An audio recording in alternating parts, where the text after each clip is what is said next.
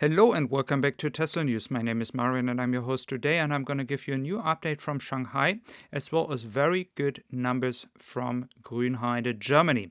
As well as in the last part of the video, we will talk about a record FSD program.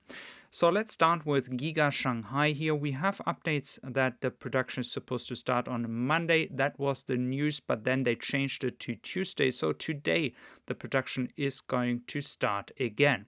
Just for explanation, as we all know, when you have a lockdown and you shut down a factory, it's going to take some time to come back to the numbers we saw before the lockdown.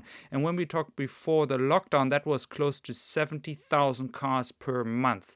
That is going to take some time, even though Tesla can be very lucky here to be on the priority list when it comes to a car maker opening its factory again. So we can be very lucky about that, especially the people waiting for Model 3 in Europe, as there's very, very limited supply already before the lockdown. It was pretty much impossible to get a Model 3 due to the wait times, and now it's going to get even worse.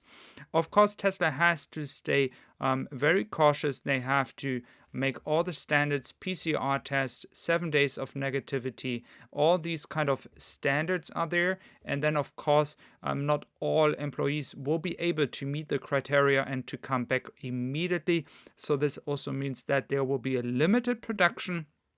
But again, we can be happy if there's a production at all right now. Furthermore, there is a survey, and so a lot of companies have taken part of it, and the impact of the lockdown is certainly very big. That is what 38% of the people were answering. And of course, the biggest issue here is the impact of the logistics, and that's what I was just talking about.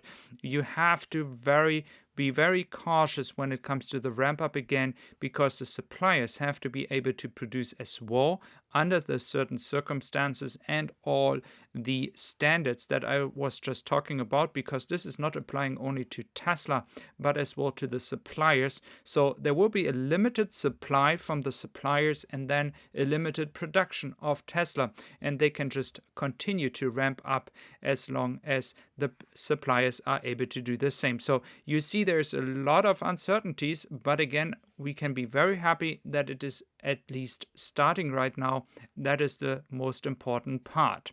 When we are looking at Germany, we have as well very great numbers and very promising numbers actually from Germany. So I was talking about a weekly production rate of 1,000 cars. Currently, the production rate is supposed to be around 350 to 400 cars. So it's a bit lower than I mentioned before, but by the end of this month, it's supposed to reach 1,000 cars per month. If we are adding this up, we will certainly get to a production rate where we are close to 12,000, 9,000 cars in between, somewhere in between, depending how fast Tesla can ramp up the production over here. But not only that, Tesla will also add a new shift by the end of June.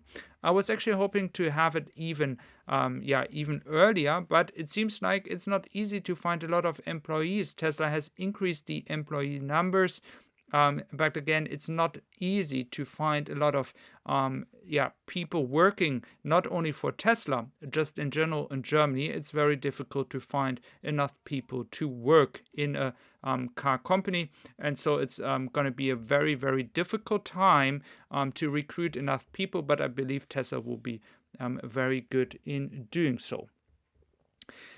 Furthermore, we can also look into the impact here based on the numbers you just see, that the Giga Shanghai factory will be having a big dip in Q2. These numbers will be down to around about 24,000 cars when it comes to the exports to Europe. Normally, these are up to 60,000 cars. So you see a difference of around about 30,000, 35,000 cars that are currently not available, where customers are waiting. And that is pretty much the issue here I was talking about. You have a limited supply. The Model 3, one of the best-selling cars here, a lot of people are waiting for it. So it will be very important that Tesla is able to ramp up the production in Germany especially, so the ships are not having any Model Ys from China anymore, and with that more space for the Model 3. So that is what I'm hoping for. And what we are not need to hope for is that Tesla is currently having a 100,000 people in the FSD beta program. And this is a dramatic increase over the past 2.5 months. Currently, 40,000 cars more are able now to use the FSD beta program. So we are at 100K. So please let me know what you think. How fast does Tesla going to increase that to 1 million cars? It could be unprecedented. Then we are looking into the updates from Germany, as a lot of people criticize the ability of the Autopilot, and that's what I want to talk about in the last part of this video. First of all, we have better recognition when it comes to traffic lights. The Tesla is recognizing the light much better. That is a very good news. And then we also have improvements when it comes to crossings for people going over the street.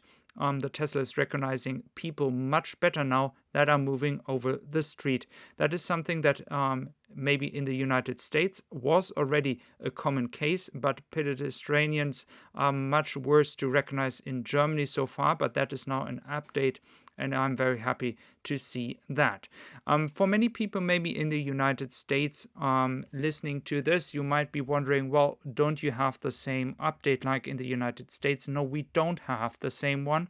And that is something that many people are very frustrated about in Germany. But not only Germany, it is also the European market. And if you are from Europe, please share your opinion about that. What is your experience? What do you think about the Autopilot and the FSD program at all? Because many people are frustrated about the ability of speed recognition. That is what I mentioned before, and that I'm always talking about, and which people always mention when it comes to the FSD. And furthermore, there is not the same improvement that people in the United States are experiencing when it comes to all the FSD beta updates compared to Germany, where we are still having a pretty old version, even though sometimes little updates come. But I hope Tesla will further focus its market as well in Europe, because it's very important for the image of Tesla. So Tesla is able to further get more customers in Europe, even though they don't need right now, because they have already so many people in line waiting for a Tesla. So I hope you kind of understand the difference here between the United States and Europe. It's very difficult sometimes to explain people here in Europe that the United States has a much better version. So I hope Tesla will solve that issue as soon as possible. So thank you very much for being here today. I really appreciate your time, and take care.